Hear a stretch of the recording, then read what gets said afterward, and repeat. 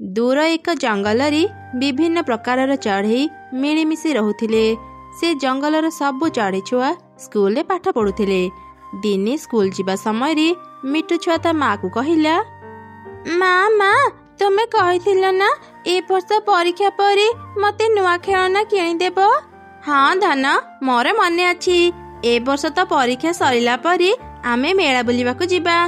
तते जहाँ भी भल लागिब मु तो ପାଇଁ किदेबी। एबे तो स्कूल जा। आउ सुन रास्ता तते जदि केही अजाण चढ़ी निज पाखकू डाकी जमा ता पाखकू जीवुनी। केही किछि देले जमा नेबुनी। हाँ हाँ माँ मोर सब मन अच्छे। एबे मु जाउची मो सांग माने मते अपेक्षा करिथिबे। एमिति कही मिट्टू छिया ता घरु बाहरी गला। रास्ता तार दुई सांग ताको अपेक्षा करिथिले। अरे सांग आज तू आसु आसु एते डेरी करिदेलु जे। तू तो सबुदिन शीघ्र आसी आमको जगी थाउ। आज तोर कौन हैला? अरे ना ना किछि भी हेनी। मो पाखरे आ नुआ खेलना नाही तो मो माँ को कहूतली मो पई नुआ खेलना किनि देबाकू। सेही कथा कहू कहू डेरी हे गला। चलो चलो एबे स्कूल को जीबा। एमिति कथा हेई से तीन चढ़ई छुआ स्कूल को गले। तांकर सबु कथा पाख गछरी थाई एक काऊ सुनुथिला। से कहिला, मु भाबुथिली ए जंगल को आसी भूल करिदेली। एठी तो मो पाई गोटे भी काम नाही। हेले एबे छुआंक कथा सुनी मते एक उपाय मिलिगला।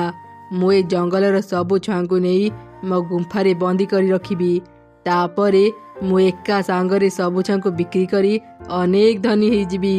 एबे जाए बाजार को जाई किछि नुआ खेलना किणी आणे। एमिति चिंता करी काऊ खेलना किणिबाकू चलीगला। सेपटे स्कूल छुट्टी ହେଲା ପରେ ସବୁ ଛୁଆ ଘରକୁ ଫେରିଲେ। ସନ୍ଧ୍ୟାରେ ତିନି ସାଙ୍ଗ ବାହାରେ ଖେଳୁଥିଲେ। ଆରେ ସାଙ୍ଗମାନେ ଆଜି ବହୁତ ଖେଳିଲେ। ଏବେ ଚାଲ ଘରକୁ ଯିବା ଆଉ ନିଜ ନିଜ ହୋମୱାର୍କ କରିବା। ହଁ ହଁ ତୁ ଠିକ କହିଲୁ। ଚାଲ ସମସ୍ତେ ଏବେ ଘରକୁ ଯିବା। ଏମିତି କଥା ହେଇ ସବୁ ଚଢ଼େଇ ଛୁଆ ନିଜ ନିଜ ଘରକୁ ଫେରିଗଲେ। ମିଟୁ ଛୁଆ ଏକା ହିଁ ତା ଘରକୁ ଫେରୁଥିଲା। ରାସ୍ତାରେ କାଉ ଖେଳନା ଧରି ତାକୁ ଅପେକ୍ଷା କରି ରହିଥିଲା। ଯେମିତି ସେ ମିଟୁ ଛୁଆକୁ ଦେଖିଲା ସେ ତାକୁ ଡାକିଲା, କିଏ ତୁମେ? ମତେ କାହିଁକି ଡାକିଲ? ଆରେ ମିଟୁ ଛୁଆ ମୁଁ ଶୁଣିଲି ତୋ ପାଖରେ ନୂଆ ଖେଳନା ନାହିଁ। ଏଇ ଦେଖେ ମୁଁ କେତେ ଗୁଡ଼ିଏ ନୂଆ ଖେଳନା ଧରିଛି। ତତେ ଯଦି ଏମିତି ନୂଆ ଖେଳନା ଦରକାର ମୋ ସାଙ୍ଗରେ ଆ। ମୁଁ ତତେ ଏମିତି ଆହୁରି ବହୁତ ଖେଳନା ଦେବି। ତୁମେ ସତ କହୁଛ ଅଙ୍କଲ? ମତେ ନୂଆ ଖେଳନା କିଣିଦେବ? ଚାଲ ଚାଲ ମୁଁ ଏବେ ତୁମ ସାଙ୍ଗରେ ଯିବି ଆଉ ମୋ ମନ ପସନ୍ଦର ଖେଳନା ଆଣିବି। ଖେଳନା ଲୋଭରେ ମିଟୁ ଛୁଆ କାଉର ପଛେ ପଛେ ଗଲା। କାଉ ତ ବହୁତ ଖୁସି ହେଇଗଲା। ସେ ମିଟୁ ଛୁଆକୁ ନିଜ ଗୁମ୍ଫାକୁ ନେଇ ତାକୁ ବନ୍ଦୀ କରିଦେଲା। ଅଙ୍କଲ ମତେ କାହିଁକି ଏ ଭିତରେ ରଖିଛ? ମତେ ଛାଡ଼ି ଦିଅ। ମୁଁ ମୋ ମା ପାଖକୁ ଯିବି। ମୋର ଖେଳନା ଦରକାର ନାହିଁ। ହା ହା ହା ମୁଁ ତତେ ଛାଡ଼ିବା ପାଇଁ ଧରିନି। ତପରି ମୁଁ ତୋର ସବୁ ସାଙ୍ଗଙ୍କୁ ଧରି ଆଣି ଏଠି ବନ୍ଦୀ କରି ରଖିବି। ଆଉ ତାପରେ ସବୁ ଛୁଆଙ୍କୁ ବିକ୍ରି କରି ମୁଁ ଅନେକ ଟଙ୍କା ପାଇବି। ମିଟୁ ଛୁଆ ଯେତେ କାନ୍ଦିଲେ ବି କାଉ ତାର କିଛି ବି କଥା ଶୁଣିଲାନି। ଏମିତି ସେ ପ୍ରତିଦିନ ଖେଳନା ଲୋଭ ଦେଖେଇ ଅନେକ ଛୋଟ ଛୁଆଙ୍କୁ ଧରି ଆଣି ନିଜ ଗୁମ୍ଫାରେ ବନ୍ଦୀ କରି ରଖୁଥିଲା। ଦିନେ ରିନୁ ଚଢ଼େଇ ନିଜ ଝିଅକୁ ନେଇ ବଜାର ଯାଇଥିଲା। ମା ମା କିଛି ଦିନ ଧରି ମୋ ସାଙ୍ଗମାନେ ଆଉ ଖେଳିବା ପାଇଁ ଆସୁନାହାନ୍ତି। କେଜାଣି ସମସ୍ତେ କୁଆଡେ ଚାଲି ଯାଇଛନ୍ତି। ମୋ ପାଖରେ ତ କିଛି ବି ଭଲ ଖେଳନା ନାହିଁ। ଆଜି ମୋ ପାଇଁ ଗୋଟେ ଖେଳନା କିଣିଦିଅ ନା ମା। ଆଚ୍ଛା ହଉ ମୁଁ ଆଗ ଘର ପାଇଁ ସଉଦା କିଣି ସାରି ତାପରେ ତୋ ପାଇଁ ଖେଳନା କିଣିଦେବି। ଏମିତି କହି ରିନୁ ଘର ପାଇଁ ସଉଦା କିଣିଲା। ଛୋଟ ଝିଅ ମିନି ଏପଟ ସେପଟକୁ ଦେଖୁଥିଲା। ହଠାତ୍ ତାର ନଜର କାଉ ଉପରେ ପଡ଼ିଲା। କାଉ କିଛି ଖେଳନା ଧରି ତାକୁ ଡାକୁଥିଲା। ଏମିତି ଦେଖି ମିନି ତା ପାଖକୁ ଗଲା। ତୁମେ କିଏ ଅଙ୍କଲ? ମତେ ଏମିତି ଡାକିଲ କଣ ପାଇଁ? ଆରେ ଝିଅ ତତେ ଖେଳନା ଦରକାର କି? ମୋ ପାଖରେ ଏମିତି ଆହୁରି ଅନେକ ଖେଳନା ଅଛି। ଯଦି ତୁ ସେସବୁ ନେବୁ ମୋ ସାଙ୍ଗରେ ମୋ ଘରକୁ ଆ। ଆଚ୍ଛା ଠିକ ଅଛି ଚାଲ ମୁଁ ତୁମ ସାଙ୍ଗରେ ଯିବି। ମିନି ବି ଖେଳନା ଲୋଭରେ କାଉର ପଛେ ପଛେ ଗଲା। କାଉ ତାକୁ ବି ବନ୍ଦୀ କରିଦେଲା। ମିନିର ସାଙ୍ଗମାନେ ବି ସେଇଠି ଥିଲେ। ସେମାନେ ତାକୁ ସବୁ ଘଟଣା କହିଲେ। ମୋ ମା ସବୁବେଳେ ମନା କରନ୍ତି ଅଜଣା ଅଚିହ୍ନା ପକ୍ଷୀଙ୍କ ପାଖକୁ ଯିବୁନି। ମୁଁ ମୋ ମା କଥା ନ ମାନି ବହୁତ ବଡ଼ ଭୁଲ କରିଦେଲି। ଏବେ ଆମର କ'ଣ ହେବ ସାଙ୍ଗ? ଭୟ କରନି, ଭୁଲ ତ ମୁଁ ବି କରିଛି, ହେଲେ ମୋର ବିଶ୍ୱାସ ଅଛି ମୋ ମା ଆସି ଆମକୁ ଏଠୁ ନେଇଯିବେ। ସେପଟେ ରିନୁ ତା ଝିଅକୁ ବଜାରରେ ନ ଦେଖି ଚିନ୍ତାରେ ପଡ଼ିଗଲା। ସେ ଚାରିଆଡ଼େ ନିଜ ଝିଅକୁ ଖୋଜିଲା। ରାସ୍ତାରେ ଯାଉ ଯାଉ ତାର ଏକ ପାରା ସହ ଦେଖା ହେଲା। ପାରା ଭାଇ, ମୁଁ ମୋ ଝିଅ ସାଙ୍ଗରେ ବଜାରକୁ ଆସିଥିଲି, ହେଲେ ସେ କୁଆଡ଼େ ଚାଲିଗଲା କେଜାଣି। ଯେତେ ଖୋଜିଲେ ବି ମୁଁ ତାକୁ ପାଉନି। ଆରେ ଚଢ଼େଇ, ମୁଁ ଯେତେବେଳେ ଆସୁଥିଲି ମୁଁ ଦେଖିଲି କାଉର ପଛେ ପଛେ ତୋ ଝିଅ ଯାଉଛି। ମୁଁ ଜାଣେ ସେ କାଉଟା ଗୋଟେ ଚୋର। ସେ ପାଖ ଜଙ୍ଗଲରେ ରୁହେ। ଏ ଜଙ୍ଗଲରେ ଯେତେ ବି ଚଢ଼େଇ ଛୁଆ ହଜିଛନ୍ତି, ନିଶ୍ଚୟ ସେ କାଉ ସବୁ ଛୁଆଙ୍କୁ ନେଇ ନିଜ ଗୁମ୍ଫାରେ ରଖିଥିବ। ଏସବୁ କ'ଣ କହୁଛ ପାରା ଭାଇ? ମୁଁ ଏବେ ହିଁ ସେ କାଉର ଗୁମ୍ଫାକୁ ଯିବି ଆଉ ଛୁଆମାନଙ୍କୁ ନେଇ ଆସିବି। ଆରେ ଚଢ଼େଇ, ସେ କାଉଟା ଭାରି ଦୁଷ୍ଟ। ତୁ ଏକା ତା ସହ ଲଢ଼େଇ କରି ପାରିବୁନି। ସେ ଯଦି ଟିକେ ବି ଖବର ପାଇବ, ଛୁଆଙ୍କୁ ନେଇ ଏ ଜାଗା ଛାଡ଼ି ଚାଲିଯିବ। ମୋ ପାଖରେ ଏକ ଉପାୟ ଅଛି, ଯାହାଦ୍ୱାରା ଆମେ ସେ କାଉକୁ ଧରିପାରିବା। ଶୁଣ। ଏମିତି ପାରା ଆଉ ରିନୁ ଏକ ଯୋଜନା ବନେଇଲେ। କାଉ ଯେତେବେଳେ ସେ ରାସ୍ତା ଦେଇ ଯାଉଥିଲା, ତାକୁ ଶୁଣେଇ ଶୁଣେଇ ପାରା ରିନୁକୁ କହିଲା, ଆରେ ରିନୁ, ଜାଣିଛୁ ନଦୀ ପାଖରେ ନା ଦୁଇଟି ବଡ଼ ବଡ଼ ପଣସ ଘର ଅଛି। ସେ ଘର ଭିତରେ ଅନେକ ସୁନା ଟଙ୍କା ଅଛି। ଏକଥା କେହି ଜାଣିବା ପୂର୍ବରୁ ଆମେ ସେ ସୁନା ଟଙ୍କା ନେଇ ଆସିବା ଆଉ ନିଜ ଭିତରେ ଭାଗ କରିନେବା। ଯା, ଶୀଘ୍ର ଘରୁ ବସ୍ତା ନେଇ ଆସିବୁ। ଆରେ ଏମାନେ ଏସବୁ କ'ଣ କହୁଛନ୍ତି? ସତରେ କ'ଣ ପଣସ ଘରେ ସୁନା ଟଙ୍କା ଅଛି? ଏମାନେ ସେଠାକୁ ଯିବା ପୂର୍ବରୁ ମୁଁ ଆଗ ଯାଇ ସବୁ ସୁନା ଟଙ୍କା ନେଇ ଆସିବି। ଏମିତି କହି କାଉ ଉଡ଼ିଗଲା। ତାକୁ ଦେଖି ପାରା କହିଲା, ଏବେ ଯା ରିନୁ, ଛୁଆଙ୍କୁ ଉଦ୍ଧାର କରିବୁ। ମୁଁ ଯାଉଛି, କାଉକୁ ସେଠି ଅଟକେଇବି। ତାପରେ ରିନୁ ଶୀଘ୍ର କାଉର ଗୁମ୍ଫାକୁ ଗଲା ଆଉ ସବୁ ଛୁଆଙ୍କୁ ନେଇ ସେଠୁ ଚାଲି ଆସିଲା।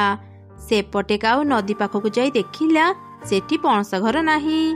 ଆରେ କାଇଁ, ଏଠି ତ ଗୋଟେ ବି ପଣସ ଘର ନାହିଁ। ସେ ଚଢ଼େଇଗୁଡ଼ା ଏମିତି କାହିଁକି କଥା ହେଉଥିଲେ? କାହିଁକି ନା ତତେ ଧରିବା ପାଇଁ ଆମେ ମିଛ ନାଟକ କରୁଥିଲୁ। ଯେମିତି ତୁ ତ ଗୁମ୍ଫାରୁ ଟିକେ ଦୂରେଇ ଯା। ଏଇ ସୁଯୋଗରେ ରିନୁ ସବୁ ଛୁଆଙ୍କୁ ସେ ଗୁମ୍ଫାରୁ ନେଇ ଆସିଥିବ। କ'ଣ କହିଲୁ ତୁ? ତମ ମାନଙ୍କର ଏତେ ସାହସ? ମୋ ସହ ଏମିତି ଗଲ? ଆଜି ମୁଁ ତତେ ଜୀବନରୁ ମାରିଦେବି। ଏମିତି କହି କାଉ ନିଜ ଡେଣାରେ ଲୁଚେଇଥିବା ଛୁରୀକୁ ବାହାର କରି ପାରାକୁ ମାରିବା ପାଇଁ ଗଲା। ସେହି ସମୟରେ ରିନୁ ସବୁ ଛୁଆଙ୍କୁ ଧରି ସେଠି ପହଞ୍ଚିଗଲା। ସେ ଏକ ଲାଠି ନେଇ କାଉର ପଛପଟୁ ତାକୁ ମାରିଲା। କାଉ ସଙ୍ଗେ ସଙ୍ଗେ ବେହୋସ ହେଇଗଲା। ତାପରେ ସେମାନେ କାଉକୁ ନେଇ ଥାନାକୁ ଗଲେ ଆଉ ପୋଲିସକୁ ସବୁ ଘଟଣା କହିଲେ। ଜୀବନ ସାରା କାଉ ଜେଲ ଭିତରେ ରହିଲା। ଏମିତି ସେ ତାର ଶାସ୍ତି ପାଇଲା। ଚିଲରେ ଥିଲା ଗୋଟେ ଜମି। ସେ ତା ଜମିରେ ଧାନ ଚାଷ କରିଥିଲା। ତା ଜମିରେ ଗୋଟେ ଚଢ଼େଇ ଆଉ ଗୋଟେ କାଉ କାମ କରୁଥିଲେ। ଚଢ଼େଇ ଥିଲା ଭାରି ପରିଶ୍ରମୀ। କାଉ ଯେତିକି କାମ କରୁନଥିଲା, ଚଢ଼େଇ ତାର 2 ଗୁଣା କାମ କରୁଥିଲା। ଏମିତି ଗୋଟେ ଦିନ, ଏଇ କ'ଣ ଚଢ଼େଇ, ତୁ ତ ସବୁ କାମ ସାରିଦେଲୁ। ମୋର ଆଜି କାମକୁ ଆସୁ ଆସୁ ଡେରି ହେଇଗଲା। ଚିଲ ଦିଦି ମତେ ଆଜି ଟଙ୍କାଟେ ବି ଦେବେନି। ଏବେ ମୁଁ କ'ଣ କରିବି? କାନ୍ଦନି କାଉ ଭଉଣୀ, ମୁଁ ଏକା ସବୁ କାମ କରିଛି। ଏକଥା ଚିଲ ଦିଦି ଜାଣିନାହାନ୍ତି। ମୁଁ କହିଦେବି ତୁମେ ବି ଅଧା କାମ କରିଛ। ଆଚ୍ଛା କାଉ ଭଉଣୀ, ଆଜି କାମକୁ ଆସୁ ଆସୁ ଏତେ ଡେରି କରିଦେଲ ଯେ? ଚଢ଼େଇ, ତୁ ତ ଜାଣିଛୁ ମୋ ସ୍ୱାମୀ କିଛି କାମ କରନ୍ତିନି। ମୁଁ ସକାଳୁ କହିଲି ଝିଅକୁ ଟିକେ ସ୍କୁଲରେ ଛାଡ଼ିଦେବା ପାଇଁ, ହେଲେ ସେ ମୋ କଥା ଶୁଣିଲେନି। ସେଥିପାଇଁ ମୁଁ ଆଜି ଝିଅକୁ ନେଇ ଆଗ ସ୍କୁଲରେ ଛାଡ଼ିଲି, ତାପରେ ଯାଇ ଏଠାକୁ ଆସିଲି। ଓ ବୁଝିଲି, ତୁମ ଝିଅକୁ ନେଇ ସ୍କୁଲରେ ଛାଡ଼ିଲ ବୋଲି ତୁମର ଡେରି ହେଇଗଲା। ହଉ, କିଛି କଥା ନାହିଁ। କାଉ ଭଉଣୀ, ଏତିକି କଥା ହେଇଥିବା। ଏଇ ସବୁ ଧାନ ନେଇ ମୁଁ ଆଗ ଚିଲ ଦିଦିଙ୍କ ପାଖରେ ପହଞ୍ଚେଇ ଦିଏ। ଆରେ ଚଢ଼େଇ, ତୁ ସକାଳୁ ଅନେକ କାମ କରିଛୁ। ଏବେ ସବୁ ଧାନ ବସ୍ତା ମତେ ଦେଇଦେ, ମୁଁ ନେଇ ଚିଲ ଦିଦିଙ୍କୁ ଦେଇଦେବି। ତୁ ଏ ଗଛ ମୂଳେ ବସି ଆରାମ କର। ଏମିତି କହି କାଉ ସବୁ ଧାନ ବସ୍ତା ନେଇ ଚିଲ ପାଖକୁ ଗଲା। ସେପଟେ ଚଢ଼େଇ ଗଛ ମୂଳେ ବସି ଆରାମ କଲା। ଆରେ କାଉ, ତୁ ସବୁ ଧାନ ବସ୍ତା ନେଇ ଆସିଲୁ? ଭଲ କରିଛୁ। ଆଚ୍ଛା, ଚଢ଼େଇ କୁଆଡ଼େ ଗଲା? ଚଢ଼େଇ କଥା କ'ଣ ଆଉ କହିବି ଚିଲ ଦିଦି, ସେ ଆଜି କାମକୁ ଅନେକ ଡେରିରେ ଆସିଲା। ଦିନ ସାରା କିଛି କାମ ନ କରି ଗଛ ତଳେ ବସି ଆରାମ କରୁଛି। ତା ମାନେ ତୁ ଆଜି ସବୁ କାମ ଏକା କରିଛୁ? ହଁ ଚିଲ ଦିଦି, ଧାନ କାଟିବା, ବସ୍ତାରେ ଭର୍ତ୍ତି କରିବା, ଏ ସବୁ କାମ ମୁଁ ଆଜି ଏକା କରିଛି। ଆଜି କ'ଣ, ମୁଁ ସବୁଦିନ ଏକା ହିଁ କାମ କରେ। ଚଢ଼େଇ କିଛି ବି କାମ ନ କରି ବସି ବସି ହିଁ ଟଙ୍କା ନିଏ। ସେ ଚଢ଼େଇର ଏତେ ସାହସ, କିଛି କାମ ନ କରି ମୋଠୁ ମାଗଣାରେ ଟଙ୍କା ନିଏ। ମିଟୁ, ଯା ଦେଖି ଆସିବୁ ଚଢ଼େଇ ଶୋଇଛି କି ନାହିଁ। ମିଟୁ ଶୀଘ୍ର ଚିଲର ଜମିକୁ ଗଲା ଆଉ ଦେଖିଲା ଚଢ଼େଇ ଗଛ ତଳେ ଶୋଇଛି। ଏସବୁ ଦେଖି ସେ ଶୀଘ୍ର ଚିଲ ପାଖକୁ ଫେରି ଆସିଲା। ହଁ ଚିଲ ଦିଦି, ମୁଁ ଏବେ ଦେଖି ଆସିଲି, ଚଢ଼େଇ ଗଛ ତଳେ ଶୋଇଛି। ସେ ବଦମାସ ଚଢ଼େଇକୁ ମୁଁ ଆଜି ଟଙ୍କାଟି ବି ଦେବିନି। ଆଜିର ସବୁ ଟଙ୍କା କାଉ ତୁ ନେବୁ। ଏଇ ନେ ତ ଟଙ୍କା। ଧନ୍ୟବାଦ ଚିଲ ଦିଦି। କାଉ ଭଉଣୀ ଆସିଗଲ। ଏଇ ଗଛ ତଳେ ବସୁ ବସୁ ଆଖି ଲାଗିଗଲା, ଜାଣିପାରିଲିନି। ଆଚ୍ଛା ଚିଲ ଦିଦି ମତେ କେତେ ଟଙ୍କା ଦେଇଛନ୍ତି? ଚିଲ ଦିଦି କେବଳ ମତେ ହିଁ ଟଙ୍କା ଦେଇଛନ୍ତି। କେବଳ ତୁମକୁ କାହିଁକି ଟଙ୍କା ଦେଲେ? ମୋ ଟଙ୍କା କିଏ ଦେବ? ମୁଁ ଏତେ କଥା ଜାଣିନି। ତୁ ଯା ନିଜେ ଯାଇ ଚିଲ ଦିଦିଙ୍କ ସହ କଥା ହେ।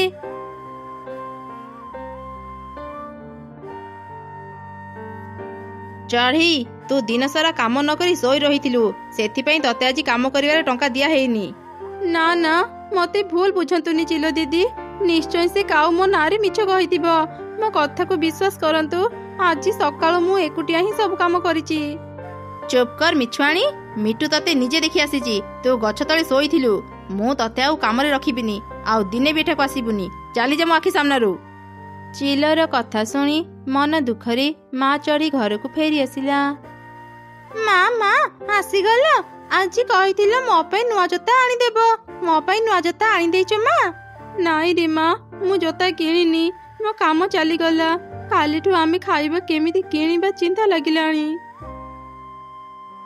ବୋକା ଚଢ଼େଇ, ସାରା ଦିନ କାମ କରିକି ବି ଗୋଟେ ଟଙ୍କା ପାଇଲନି, ଆଉ ମୁଁ କାମ ନ କରି ସବୁ ଟଙ୍କା ପାଇଗଲି। ଆରେ ତୁ ଏସବୁ କଣ କହୁଛୁ? ମୁଁ କିଛି ବୁଝିପାରୁନି। ତାପରେ କାଉର ସ୍ତ୍ରୀ ତାକୁ ସବୁ ଘଟଣା କହିଲା। ଚଢ଼େଇକୁ ଠକି ପାରି ସେ ଦୁଇ କାଉ ଖୁସିରେ ନାଚିଲେ। ଆରେ ତୁ ଜାଣିଛୁ, ମତେ ଗୋଟେ ବଢିଆ କାମ ମିଳିଛି। ମୁଁ ଯଦି ସେ କାମ କରିପାରିବି ନା, ଖାଲି ଟଙ୍କା ହିଁ ଟଙ୍କା ମିଳିବ। ଆଚ୍ଛା ସତରେ? କଣ ସେ କାମ? ଶୀଘ୍ର କୁହ। ପାଖ ଜଙ୍ଗଲରେ ଗୋଟେ ଛୁଆ ଚୋର ଚିଲ ରୁହେ। ଦିନେ ସେ ମତେ କହିଲା, ମୁଁ ଯଦି ଚଢ଼େଇ ଛୁଆଙ୍କୁ ଚୋରି କରି ତାକୁ ଦେବି, ତା ବଦଳରେ ସେ ମତେ ଅନେକ ଟଙ୍କା ଦେବ। ଆରେ ବୋକାଙ୍କ ପରି କାମ କରନି। ଚଢ଼େଇ ଛୁଆ ଚୋରି କରୁ କରୁ କେବେ ଯଦି ଧରା ପଡ଼ିଯିବ ନା, ବହୁତ ମାଡ଼ ଖାଇବ। ସେଥିପାଇଁ ତୁ ଚିନ୍ତା କରନି, ମୋ ପାଖରେ ଏକ ବଢିଆ ଉପାୟ ଅଛି, ଶୁଣ। ଏମିତି କାଉ ତା ଯୋଜନା କଥା ତା ସ୍ତ୍ରୀକୁ କହିଲା। ତାପରେ ସେମାନେ ରାତି ହେବା ଯାଇ ଅପେକ୍ଷା କଲେ। ଅଧରାତିରେ ଦୁଇ କାଉ ଚଢ଼େଇର ଘରକୁ ଗଲେ ଆଉ ଚଢ଼େଇ ଛୁଆକୁ ଚୋରି କରି ଦୁଷ୍ଟ ଚିଲ ପାଖକୁ ନେଇଗଲେ। ଆରେ ବାଃ, ତମେ ଦୁଇ କାଉ ମୋ କହିବା ଅନୁସାରେ ହିଁ କାମ ଆରମ୍ଭ କରିଦେଲଣି। ଚିଲ ଆଜ୍ଞା, ଏ ଚଢ଼େଇ ଛୁଆ ଆମେ ତୁମକୁ ଦେବା ପାଇଁ ଆଣିନୁ। ଏ ଚଢ଼େଇ ଛୁଆ ଦ୍ୱାରା ତୁମେ ନିଜର କାମ କରିପାରିବ। ତାପରେ କାଉମାନେ ତାଙ୍କ ଯୋଜନା କଥା ଦୁଷ୍ଟ ଚିଲକୁ କହିଲେ। ପରଦିନ ସକାଳେ ମା ଚଢ଼େଇ ନିଜ ଝିଅକୁ ଘରେ ନ ଦେଖି ଚିନ୍ତାରେ ପଡ଼ିଗଲା। ମୋ ଝିଅ ରାତିରେ ମୋ ସାଙ୍ଗରେ ହିଁ ଶୋଇଥିଲା, ଏତେ ସକାଳୁ ସେ କୁଆଡ଼େ ଚାଲିଗଲା? ମୁଁ ଶୀଘ୍ର ମୋ ଝିଅକୁ ଖୋଜେ। ଏମିତି ଚଢ଼େଇ ତା ଝିଅକୁ ଖୋଜିବା ପାଇଁ ବାହାରକୁ ଗଲା, ହେଲେ ସେ କୋଉଠି ବି ତା ଝିଅକୁ ପାଇଲାନି। ଶେଷରେ ସେ ମନ ଦୁଃଖରେ ନିଜ ଘରକୁ ଫେରି ଆସିଲା। ସେତେବେଳେ ହଠାତ୍ ତାର ଫୋନ୍ ରିଙ୍ଗ ହେଲା। ଚଢ଼େଇ, ତୋ ଝିଅକୁ ଖୋଜୁଛୁ ନା? ତୋ ଝିଅକୁ ଖୋଜିଲେ ବି ଆଉ ଲାଭ ନାହିଁ। ଆମେ ତୋ ଝିଅକୁ କିଡନାପ କରି ନେଇ ଆସିଛୁ। କିଏ ତୁମେ? ଏସବୁ କଣ କହୁଛ? ତୁମେ ଯାହା କହିବ ମୁଁ ସବୁ ଦେବି। ମୋ ଝିଅର କିଛି ବି କ୍ଷତି କରନି, ତାକୁ ଛାଡ଼ି ଦିଅ। ଠିକ ଅଛି, ତେବେ ଶୁଣ, ତୁ ସବୁ ଚଢ଼େଇ ଛୁଆଙ୍କୁ ଚୋରି କରି ଜଙ୍ଗଲ ବାହାରେ ଥିବା ଗୁମ୍ଫାକୁ ନେଇ ଆସେ। ତୁ ଯଦି ଏ କାମ କରିପାରିବୁ, ଆମେ ତୋ ଝିଅକୁ ଛାଡ଼ିଦେବୁ। ମୁଁ ଗୋଟେ ମା ହେଇ ଆଉ ଗୋଟେ ମାକୁ କେମିତି କଷ୍ଟ ଦେବି? ମୋ ଝିଅ ପାଇଁ ମତେ ଏ କାମ କରିବାକୁ ହିଁ ପଡ଼ିବ। ହେ ଭଗବାନ, ମତେ କ୍ଷମା କରିଦେବ। ତାପରେ ଚଢ଼େଇ ଜଣ ଜଣ କରି ସବୁ ଚଢ଼େଇଙ୍କ ଘରକୁ ଗଲା। ସେ ଚଢ଼େଇ ଛୁଆ ମାନଙ୍କୁ ବେହୋସ କରି ତାଙ୍କ ଘରୁ ନେଇ ଆସିଲା। ତାପରେ ସେ ସମସ୍ତଙ୍କୁ ଧରି ଜଙ୍ଗଲ ବାହାରେ ଥିବା ଗୁମ୍ଫାକୁ ଗଲା। ମୁଁ ତୁମ କହିବା ଅନୁସାରେ ସବୁ ଛୁଆଙ୍କୁ କିଡନାପ କରି ନେଇ ଆସିଛି। ଦୟାକରି ଏବେ ମତେ ମୋ ଝିଅକୁ ଫେରେଇ ଦିଅ। ଠିକ ଅଛି, ତୁ ବାହାରକୁ ଯା, ମୁଁ ତୋ ଝିଅକୁ ତୋ ପାଖକୁ ପଠଉଛି। ସେମାନଙ୍କ ଶବ୍ଦରେ ଚଢ଼େଇ ଛୁଆଙ୍କ ନିଦ ଭାଙ୍ଗିଗଲା। କିଏ କିଏ ଆମକୁ ଏଠାକୁ କାହିଁକି ଆଣିଛ? ଦୟାକରି ଆମକୁ ଛାଡ଼ି ଦିଅ, ଆମେ ଘରକୁ ଯିବୁ। ଏ କ'ଣ ଚଢ଼େଇ ମାଉସୀ, ତୁମେ ଆମକୁ ଚୋରି କରି ଆଣିଛ? ତୁମେ ଏତେ ଖରାପ, ତୁମେ ଜଣେ ଛୁଆ ଚୋର। ଚଢ଼େଇ ଛୁଆଙ୍କ କଥାକୁ ଧ୍ୟାନ ନ ଦେଇ ଗୁମ୍ଫା ବାହାରକୁ ଚାଲି ଆସିଲା। ସେତେବେଳେ କାଉ ଚଢ଼େଇ ଛୁଆକୁ ଧରି ସେଠାକୁ ଆସିଲା। ଏଇ ଚଢ଼େଇ ଛୁଆ, ଏଇ ଦେଖେ, ଆଗରେ ତୋ ମା ଛିଡ଼ା ହେଇଛି, ଯା ତୋ ମା ପାଖକୁ। ଏଇ କ'ଣ ତମେ ଦୁଇ ଜଣ ଏଠି? ତା ମାନେ ତମେ ମାନେ ବି ଛୁଆ ଚୋର ସହ ମିଶିଛ? ଛି, ତମେ ମାନେ ଏତେ ଖରାପ, ଟଙ୍କା ପାଇଁ ଏତେ ତଳକୁ ଖସି ପାରିଲ? ତମେ ମାନେ କ'ଣ ଭାବିଥିଲ ମୁଁ ତମ କଥାରେ ଛୁଆଙ୍କୁ ଚୋରି କରି ନେଇ ଆସିବି? ଏ କଥା କେହି ଜାଣିପାରିବେନି। ଏଠାକୁ ଆସିବା ପୂର୍ବରୁ ମୁଁ ପୋଲିସକୁ ସବୁ କଥା କହିଦେଇଛି, ତା ସହ ତାଙ୍କୁ ସାଙ୍ଗରେ ବି ନେଇ ଆସିଛି। ତାପରେ ପୋଲିସ ଦୁଇ କାଉ ଆଉ ସେ ଛୁଆ ଚୋର ଚିଲକୁ ବାନ୍ଧି ଥାନାକୁ ନେଇଗଲା। ଚଢ଼େଇ ସବୁ ଛୁଆଙ୍କୁ ସେଠାରୁ ନେଇ ଆସିଲା। ରାସ୍ତାରେ ସବୁ ଛୁଆଙ୍କ ମାଙ୍କୁ ସେ ଦେଖିଲା। ସେମାନେ ନିଜ ଛୁଆଙ୍କୁ ହିଁ ଖୋଜୁଥିଲେ। ମା ଚଢ଼େଇ ଶୀଘ୍ର ତାଙ୍କ ପାଖକୁ ଯାଇ ସେମାନଙ୍କୁ ସବୁ ଘଟଣା କହିଲା, ଆଉ ତାଙ୍କୁ କ୍ଷମା ବି ମାଗିଲା। ସବୁ କଥା ଜାଣିଲା ପରେ ସମସ୍ତେ ଚଢ଼େଇକୁ କ୍ଷମା କରିଦେଲେ, ଆଉ ନିଜ ନିଜ ଛୁଆଙ୍କୁ ଧରି ଘରକୁ ଚାଲିଗଲେ। ଗୋଟିଏ ଜଙ୍ଗଲରେ ଏକ କାଉ ରହୁଥିଲା। ସେ ଥିଲା ଭାରି ଅଳସୁଆ। ସେ ଅନେକ ଜାଗାକୁ ଯାଇ କାମ ଖୋଜୁଥିଲା, ହେଲେ ତାର ଅଳସୁଆମୀ ଗୁଣ ପାଇଁ ତାକୁ କେହି ବି କାମ ଦେଉନଥିଲେ। ଦିନେ ସେ ମନରେ ଚିନ୍ତା କଲା, ଏତେ ପରିଶ୍ରମ କରି ମତେ କାମ କରିବାକୁ ଜମା ଭଲ ଲାଗେନି। ଏବେ ମୁଁ ଏମିତି କିଛି କାମ କରିବି ଯୋଉଥିରେ ଅଳ୍ପ ପରିଶ୍ରମ କରି ମୁଁ ଅନେକ ଟଙ୍କା ଲାଭ କରିପାରିବି। ହେଲେ ମୁଁ କ'ଣ କରିବି? ଆରେ ହଁ, ଏବେ ମୁଁ ଏ ଜଙ୍ଗଲର ଛୋଟ ଛୋଟ ଚଢ଼େଇ ଛୁଆଙ୍କୁ ଚିଲ ପାଖରେ ବିକ୍ରି କରିବି, ଆଉ ତାକୁ ଅନେକ ଟଙ୍କା ମାଗିବି। ଛୋଟ ଛୁଆମାନଙ୍କୁ ଆଇସ୍କ୍ରିମ୍ ଖାଇବାକୁ ଭଲ ଲାଗେ। ମୁଁ କାଲି ହିଁ ଗୋଟେ ଆଇସ୍କ୍ରିମ୍ ଠେଲା ଧରି ଜଙ୍ଗଲ ଭିତରକୁ ଯିବି। ପରଦିନ ସକାଳେ କାଉ ତା ଆଇସ୍କ୍ରିମ୍ ଠେଲା ଧରି ଜଙ୍ଗଲ ଭିତରକୁ ଗଲା। ଏଇ ତ ଆଗରେ ଏକ ସ୍କୁଲ ଅଛି। ମୁଁ ସ୍କୁଲ ଯିବା ରାସ୍ତାରେ ଛିଡ଼ା ହୁଏ, ସେଠି ମୋ କାମ ଆରାମରେ କରିପାରିବି। ଆଇସ୍କ୍ରିମ୍ ନିଅ, ଆଇସ୍କ୍ରିମ୍, ଥଣ୍ଡା ଥଣ୍ଡା ମିଠା ଆଇସ୍କ୍ରିମ୍। କାଉ ଅଙ୍କଲ, ମତେ ଗୋଟେ ଆଇସ୍କ୍ରିମ୍ ଦିଅ। ଏଇ ଗରମରେ ଥଣ୍ଡା ଆଇସ୍କ୍ରିମ୍ ଖାଇବାକୁ ମତେ ଭାରି ଭଲ ଲାଗେ। ଏଇ ନେ ତ ଆଇସ୍କ୍ରିମ୍। ବାଃ, ଏ ଆଇସ୍କ୍ରିମ୍ ତ ଭାରି ମିଠା। ଆରେ ଏ କ'ଣ, ମୋ ମୁଣ୍ଡଟା ଏମିତି ବୁଲଉଛି କାହିଁକି? ଏମିତି କହୁ କହୁ ହିଁ ସେ ଚଢ଼େଇ ଛୁଆ ବେହୋସ ହେଇଗଲା। ତାକୁ ଦେଖି କାଉ ହସିଲା ଆଉ କହିଲା, ହା ହା ହା, ଆଇସ୍କ୍ରିମ୍ରେ ବେହୋସ ହେବାର ମେଡିସିନ ମିଶେଇବା ବୁଦ୍ଧିଟା ମୋର କାମରେ ଆସିଗଲା। କେହି ଏଠାକୁ ଆସିବା ପୂର୍ବରୁ ମୁଁ ଏ ଛୁଆକୁ ନେଇ ଶୀଘ୍ର ମୋ ଗୁମ୍ଫାକୁ ଚାଲିଯାଏ। ଏମିତି କହି କାଉ ସେ ଛୁଆକୁ ବସ୍ତାରେ ରଖି ନିଜ ଗୁମ୍ଫାକୁ ନେଇଗଲା। ଏମିତି କାଉ ପ୍ରତ୍ୟେକ ଦିନ ଅନେକ ଛୁଆଙ୍କୁ ଚୋରି କରି ଆଣି ନିଜ ଗୁମ୍ଫାରେ ରଖୁଥିଲା। ବାଃ, ଏମିତି ଯଦି ମୁଁ ପ୍ରତ୍ୟେକ ଦିନ ଏତେ ସହଜରେ ଛୁଆ ପାଇବି, କିଛି ଦିନରେ ହିଁ 10ଟା ଛୁଆ ହେଇଯିବେ।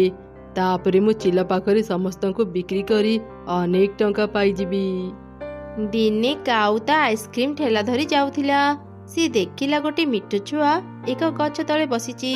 କାଉ ତାକୁ ଡାକିଲା, ଏଇ ଯେ ଛୋଟ ପୁଅ, ତୁ ଆଇସ୍କ୍ରିମ୍ ଖାଇବୁ? ମୋ ପାଖରେ ବଢିଆ ବଢିଆ ମିଠା ଆଇସ୍କ୍ରିମ୍ ଅଛି। ନା ନା, ମୋ ପାଖରେ ଟଙ୍କା ନାହିଁ ଅଙ୍କଲ, ମୁଁ ଆଇସ୍କ୍ରିମ୍ ଖାଇପାରିବିନି। ଆରେ ମତେ ତୁ ଏବେ ଅଙ୍କଲ ଡାକିଲୁ, ମୁଁ ଖୁସିରେ ତତେ ଗୋଟେ ଆଇସ୍କ୍ରିମ୍ ଦଉଛି, ନେ ଖାଇନେ, ତତେ ଟଙ୍କା ଦେବାକୁ ପଡିବନି। ଫ୍ରିରେ ଆଇସ୍କ୍ରିମ୍ ମିଳୁଛି ଜାଣି ମିଟୁ ଛୁଆ କାଉ ପାଖରୁ ଗୋଟେ ଆଇସ୍କ୍ରିମ୍ ନେଇ ଖାଇଦେଲା। ସଙ୍ଗେ ସଙ୍ଗେ ହିଁ ସେ ବେହୋସ ହେଇଗଲା। କାଉ ତାକୁ ବି ନେଇ ନିଜ ଗୁମ୍ଫାରେ ରଖିଦେଲା। ପ୍ରତିଦିନ ଚଢ଼େଇ ଛୁଆ ହଜିବା ଯୋଗୁଁ ସମସ୍ତେ ଅନେକ ଚିନ୍ତାରେ ଥିଲେ। ସେଇ ଜଙ୍ଗଲରେ ଏକ ମା ଚଢ଼େଇ ତାର ଛୋଟ ଝିଅ ପିଙ୍କି ସାଙ୍ଗରେ ରହୁଥିଲା। ଦିନେ ପିଙ୍କି ତା ମାକୁ କହିଲା, ମା, ମତେ ଆଉ ଘରେ ରହିବାକୁ ଇଚ୍ଛା ହଉନି। ପିଲା ଚୋର ଭୟରେ ମୁଁ ବହୁତ ଦିନରୁ ବାହାରକୁ ଯାଇନି। ମା, ଆଜି ମୋର ଫୁଲ ତୋଳିବା ପାଇଁ ଭାରି ଇଚ୍ଛା ହେଉଛି। ମୁଁ ଯାଉଛି, ଆମ ଜଙ୍ଗଲ ପାଖ ବଗିଚାରୁ କିଛି ଫୁଲ ନେଇ ଆସିବି। ଆରେ ମା, ଏମିତି ଏକ ଅସମୟରେ ଘରୁ ଏକା ବାହାରକୁ ଯିବା ଠିକ ନୁହଁ। ଏଇ ଜଙ୍ଗଲରୁ ବହୁ ଚଢ଼େଇ ଛୁଆ ହଜି ସାରିଲେଣି। ମୁଁ ଚାହୁଁନି ମା, ତୋର କିଛି କ୍ଷତି ହେଉ। ମା, ଚିନ୍ତା କରନି, ମୋର କିଛି ବି ହେବନି। ମୁଁ ଆଉ କୁଆଡେ ବି ନ ଯାଇ ଘରକୁ ଶୀଘ୍ର ଫେରି ଆସିବି। ପ୍ଲିଜ ମା, ପ୍ଲିଜ ମତେ ବାହାରକୁ ଯିବାକୁ ଦିଅ। ଆଚ୍ଛା ଠିକ ଅଛି, ଯା, ହେଲେ ଘରକୁ ଶୀଘ୍ର ଫେରିବୁ। ଯଦି କୌଣସି ଅଜଣା ଚଢ଼େଇ ତତେ କିଛି ଦିଏ ତୁ ଜମା ନେବୁନି। ମାଠୁ ଅନୁମତି ପାଇ ପିଙ୍କି ଚଢ଼ି ବଗିଚାକୁ ଗଲା ଆଉ ଫୁଲ ତୋଳିଲା। ସେତେବେଳେ ସେ ରାସ୍ତା ଦେଇ କାଉ ଯାଉଥିଲା। ସେ ପିଙ୍କିକୁ ଦେଖି କହିଲା, ଆରେ ଛୋଟ ଝିଅ, ଆଇସ୍କ୍ରିମ ଖାଇବୁ କି? ନା ନା, ମୋ ପାଖରେ ଟଙ୍କା ନାହିଁ, ମୁଁ ଆଇସ୍କ୍ରିମ ଖାଇବିନି। ଆରେ ଝିଅ, ଆଜି ମୋର ଜନ୍ମଦିନ। ମୁଁ ଆଜି ସମସ୍ତଙ୍କୁ ମାଗଣାରେ ଆଇସ୍କ୍ରିମ ଦେଉଛି। ନେ, ତୁ ବି ଗୋଟେ ଖାଇନେ। ମୋ ମା ମନା କରିଛନ୍ତି କୌଣସି ଅଜଣା ଚଢ଼େଇ ପାଖରୁ କିଛି ନେବା ପାଇଁ। ମୁଁ କହିଲି ନା ମୁଁ ଆଇସ୍କ୍ରିମ ଖାଇବିନି, ତୁମେ ଯାଅ ଏଠୁ। ଓହୋ, ଦେଖୁଛି ଏ ଚଢ଼େଇ ଛୁଆଟା ଭାରି ଚାଲାକ। ହେଲେ ମୁଁ ତାକୁ ଆଜି ଛାଡ଼ିବିନି। ଯେମିତି ବି ହଉ ମୁଁ ୟାକୁ ନେଇ ଗୁମ୍ଫାକୁ ଯିବି। ଆରେ ଛୋଟ ଝିଅ, ମୁଁ ଅଜଣା ଚଢ଼େଇ ନୁହଁ। ତୁ ବୋଧେ ମତେ ଚିହ୍ନି ପାରିଲୁନି। ମୋ ଘର ଏଇ ଜଙ୍ଗଲରେ। ମୁଁ ତୋର କିଛି କ୍ଷତି କରିବିନି। ଛୋଟ ଝିଅ, ତୁ ବହୁତ ଚାଲାକ। ସେଥିପାଇଁ ମୁଁ ଆଜି ତତେ 2ଟି ଆଇସ୍କ୍ରିମ ଦେବି। ତୁ ନେ, ଖା। ତୁ ଖାଇଲେ ମୁଁ ଏଠୁ ଚାଲିଯିବି। ଇଏ ଅଙ୍କଲ ମତେ କାହିଁକି ଜବରଦସ୍ତି ଆଇସ୍କ୍ରିମ ଖାଇବାକୁ ଦେଉଛନ୍ତି? ଇଏ ନିଶ୍ଚୟ ସେ ପିଲାଚୋର ହେଇଥିବେ। ଆରେ ବାପରେ, ମୁଁ ଏ କେମିତିକା ବିପଦରେ ପଡ଼ିଗଲି। ଏବେ ମୁଁ ଏଠୁ କେମିତି ମୁକ୍ତ ହେବି? ମୁଁ ଆଗ ଆଇସ୍କ୍ରିମ ଖାଇବାର ନାଟକ କରେ। ସୁଯୋଗ ପାଇଲେ ମୁଁ ମୋ ଘରକୁ ଦୌଡ଼ିକି ପଳେଇବି। ଆଚ୍ଛା ଠିକ ଅଛି, ମତେ ଆଇସ୍କ୍ରିମ ଦିଅ। କାଉ ଖୁସିରେ ପିଙ୍କିକୁ 2ଟି ଆଇସ୍କ୍ରିମ ଦେଲା। ପିଙ୍କି ଆଇସ୍କ୍ରିମ ନ ଖାଇ ତା ପାଟି ପାଖରେ ରଖିଥିଲା। କାଉକୁ ଏମିତି ଲାଗୁଥିଲା ଯେମିତି ପିଙ୍କି ଆଇସ୍କ୍ରିମ ଖାଉଛି। ପିଙ୍କି ତା ଫୁଲ ଝୁଡ଼ିରେ ଏକ ଛୋଟ ଛୁରୀ ରଖିଥିଲା। ସୁଯୋଗ ଦେଖି ସେ ସେଇ ଛୁରୀକୁ ନିଜ ପାଖରେ ରଖିନେଲା। ତାପରେ ପିଙ୍କି ବେହୋସ ହେବାର ନାଟକ କଲା। କାଉ ତାକୁ ବି ନେଇ ନିଜ ଗୁମ୍ଫାକୁ ଗଲା। ସେ ତାକୁ ଅନ୍ୟ ଛୁଆଙ୍କ ସହ ରଖି ପୁଣି ଥରେ ନିଜ ଆଇସ୍କ୍ରିମ ଠେଲା ଧରି ଜଙ୍ଗଲ ଭିତରକୁ ଗଲା। ସେ ଯେମିତି ସେଠୁ ଗଲା, ପିଙ୍କି ଧରିଥିବା ତାର ସେ ଛୋଟ ଛୁରୀରେ ବସ୍ତାକୁ କାଟି ବାହାରି ଆସିଲା। ଆରେ, ଏଠି ତ ଅନେକ ବସ୍ତା ଅଛି। ନିଶ୍ଚୟ ସେ ଦୁଷ୍ଟ ପିଲା ଚୋର ଛୋଟ ପିଲାଙ୍କୁ ଏ ବସ୍ତାରେ ବନ୍ଦୀ କରି ରଖିଛି। ମୁଁ ଶୀଘ୍ର ମୋ ଘରକୁ ଯାଏ। ମୋ ମାକୁ ଏ ଜାଗା କଥା କହିଦେବି। ତାପରେ ପିଙ୍କି ଗୁମ୍ଫାରୁ ବାହାରି ଖୋଜି ଖୋଜି ତା ଘରକୁ ଚାଲିଗଲା ଆଉ ତାର ମାକୁ ସବୁ ଘଟଣା କହିଲା। ମା ଚଢ଼େଇ କିଛି ପୋଲିସକୁ ଧରି ଶୀଘ୍ର ସେ ଗୁମ୍ଫାକୁ ଗଲା। ସେତେବେଳେ କାଉ ବି ତା ଗୁମ୍ଫାରେ ଥିଲା। ଏ କଣ, ମୋ ଗୁମ୍ଫାରେ ପୋଲିସ? ମୁଁ କିଛି ବି କରିନି। ଚାଲିଯାଅ ମୋ ଗୁମ୍ଫାରୁ। ଦୁଷ୍ଟ କାଉ, ଆଇସ୍କ୍ରିମ ବାଲା ସାଜି ଛୋଟ ପିଲାଙ୍କୁ ଚୋରି କରୁଛୁ ଆଉ କହୁଛୁ ତୁ କିଛି ବି କରିନୁ। ଥାନାକୁ ଚାଲ। ସେଠି ତୁ 2-4 ପାହାର ଖାଇଲେ ତୋ ପାଟିରୁ ସତ କଥା ବାହାରିବ। ତାପରେ ପୋଲିସ କାଉକୁ ବାନ୍ଧି ଥାନାକୁ ନେଇଗଲେ। ମା ଚଢ଼େଇ ସବୁ ଛୁଆଙ୍କୁ ବସ୍ତାରୁ ବାହାର କରି ତାଙ୍କ ଘରେ ପହଞ୍ଚେଇ ଦେଲା। ସମସ୍ତେ ମା ଚଢ଼େଇର ସାହସୀ ଝିଅ ପିଙ୍କିର ଅନେକ ପ୍ରଶଂସା କଲେ।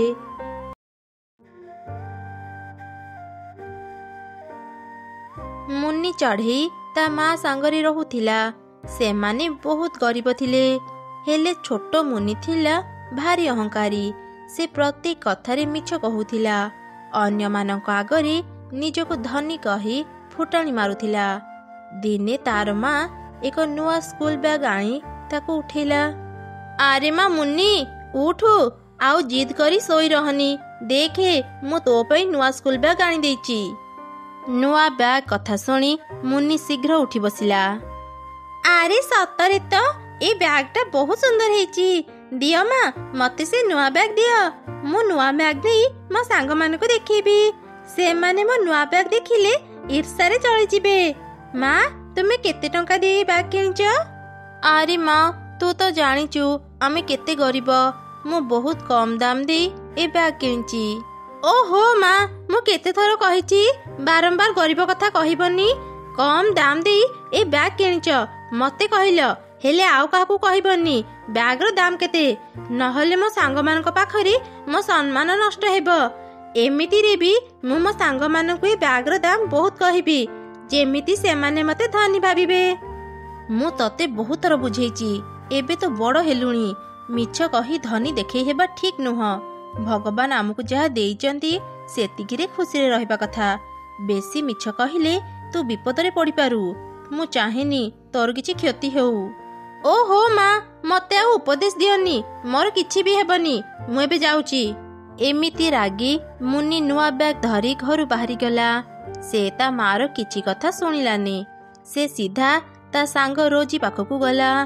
ରୋଜି ତାକୁ ତା ଘରେ ଦେଖି କହିଲା, କିରେ ମୁନି, एते सकाळू सकाळू मो घर को आसिलु जे तो बहुत खुशी थिला परी जणा पडुची कोन हेची तोर खुशी हेबिनी केमिति कहिलु एई देखे मो नुआ स्कूल बैग मो मामू विदेशरू पठैचंती मो मामू ना बहुत धनी कहिलु देखी मो बैग केमिति हेची हां हां तो बैग सतरे अनेक सुंदर हेची बैग को देखि लागुची तो मामू बहुत टंका दे बैग किनिथिबे सतरे तो मामू बहुत धनी एबे मु भी धनी काहेकि ना मो पाखरे एते दामी बैग अछि ए बैग रो दाम पूरा 10,000 टंका एमिति सबु मिछ कथा से तार सांग को कहूथिला तार सांग भी चुपचाप एसबु कथा शुणुथिला तापरी मुनि तार नुआ बैग धरी आउ एक सांग पाखु गला ताकू भी ठीक सही परी मिछ कथा कहिला शेषरी से निज स्कूल बैग धरी घर को फेरिला फेरिबा रास्ता रे से कहिला सांग मानकु मिछ कथा कही मते तो भारी मजा लागिला ओह भारी भोक भी लागिलानी जाए एबे घरे पेट पूरा खाइबा खाइबी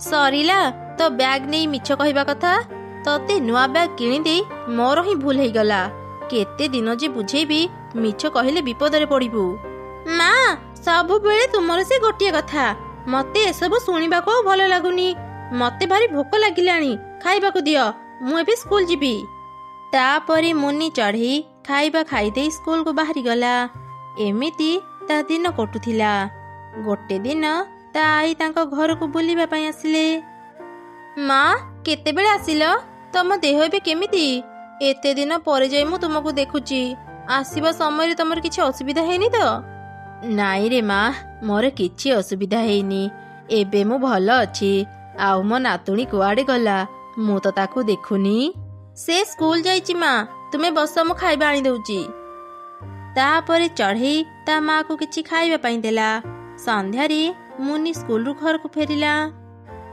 आई तुमे आसीचो मो पई कोन आनिचो कुह एमिति सुनी तार आई निज बैग भितरु एक सुंदर हार बाहर गले मुनि से हार देखी खूब खुशी हे गला बा हाई ए हारटी खूब सुंदर हेची एईटा कोन हीरार हार केते चकचक करूची ना रे धन एईटा साधारण हार तो अजा मते उपहार रे देइथिले आजी मु तते देउजी हार पाई मुनि खूब खुशी थिला से हार को नेई ता सांग मानक पाखरी केमिति मिछ कहिबो से कथा चिंता कला सेही समय रे ता माँ किछि मिठा कोली धरी सेठा बसिले माँ एगुडा कोन तुमे सबु कोन आइच एगुडा मिठा कोली आजी मु घर को फेरिबा समय रे ए गछ देखिली सेथि पई किछि फळ तो पई आनि देइची माँ मते दुईटा दियो ना मु चाखी की देखिबी केमिति लागुची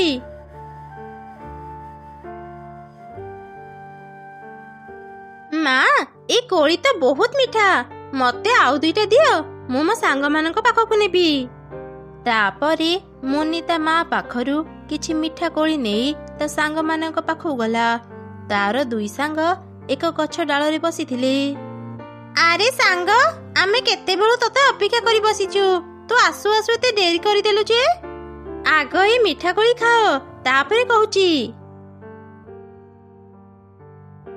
बा मुनि सतरे ए कोली सब बहुत मिठा तू कोठु आनिचु ए जंगल बाहरे ना आमर एक बड़ कोली बगीचा अछि मो माँ प्रत्येक दिन मिठा कोली बिक्री करी बहुत टंका रोजगार करती किछि दिन भितरी आमे एक नुआ बड़ घर किनिबु ता तो भलो कथा अच्छा मुन्नी मु आज सुनिली तो आई तम घर को कुणिया आसीचंती हाँ आई आम घर को आसीचंती आउ मो पाई एक हीरार हार आनिचंती मु तो हीरार हार पिंदी एटा को आसी थांती हेले से हार हीरार जदी हजी जीवो सेई भय रे मु एठा को हार आनिनी तमे माने जदी मो कथा को विश्वास करूनो चाल मो घर को सेठी मु हीरार हार रखिची से छुआ मानक कथा पाख गछरे बसी एक डाक चढ़ई सुनुथिला से मनरे चिंता कला अरे वाह लागुची ए चढ़ई छुआटा बहुत धनी मु गोटे काम करे ए चढ़ई छुआ को किडनैप करी मो सांगरे नै जाए याकू छाड़ीबा बदल रे मु यार माँ को से हीरार हार मागिबी एमिति चिंता करी से डाकू चढ़ी तुरंत मुनि पाखु गला आउ ताकू धरी सेठारु आसीबा समय रे आर दुई छुआ चित्कार कले, ए दुष्ट चढ़ई तू आम सांग को काहेकि धरिचु, छाड़ ताकू, बंचाओ बंचाओ मते केही बंचाओ। चुप कर, बेसी पाटी कले मु तो मुह बांधी देबी। मु ए छुआ को किडनैप करूची, से हीरार हार मते दरकार, ताहले जाई मु याकू छाड़ीबी। जाओ या घरे कथा कहि दियो। एमिति कही से डाकू चढ़ी मुनि को धरी एक गुंफा को गला आउ सेठी ताकू बांधी देला। मो पाखरी किछि भी नाही, मो घरे हीरार हार नाही, मु एते भी धनी नुह, मु मो सांग माननकु मिछ कथा कहूथिली, मते छाड़ी दियो। ना मु तते छाड़ीबिनी, मोर से हीरार हार दरकार। हे भगवान, सब मोर भूल, मु काहेकि मिछ कथा कहूथिली, माँ कथा मानी मु जदि सब बेले सत कही थांती आज एमिति विपदरे पड़ी न थांती। माँ कोड़ी अछु, मते बंचा। सेपटे दुई छुआ माँ चढ़ी को सब घटना कहले। माँ चढ़ी खोजी खोजी डाकू चढ़ी पाखरे पहुंची गला। दया करी मो छुआर किछि क्षति करनी, ताकू छाड़ी दियो। मु सत कहूची, आम घरे हीरार हार नाही, मो झियो मिछ कहिथिला। ए छुआ तोर चढ़ई, छी छी मुए कौन कली, मु तो भल करी जानिची तू केते गरीब। आगरू जदि जानी थांती ए छुआ तोर, मु याकू केबे भी किडनैप कर न थांती। गरीब घरे पुणी हीरार हार। जा जा तो छुआ को तो सांगरे नहीं जा, बेकार मो समय नष्ट हैला। एमिति कही डाकू चढ़ी मुनिर दौड़ी खोली देला आउ सेठारु चली गला। मुनि ता माँ को धरी बहुत कांदिला।